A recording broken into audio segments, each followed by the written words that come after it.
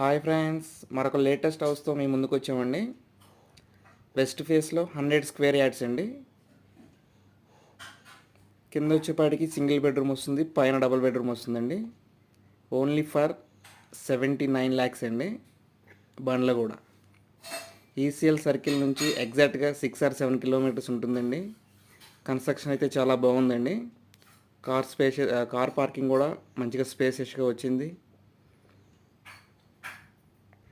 ఈజీగా 2 cars అయితే పడతాయండి పార్కింగ్లో.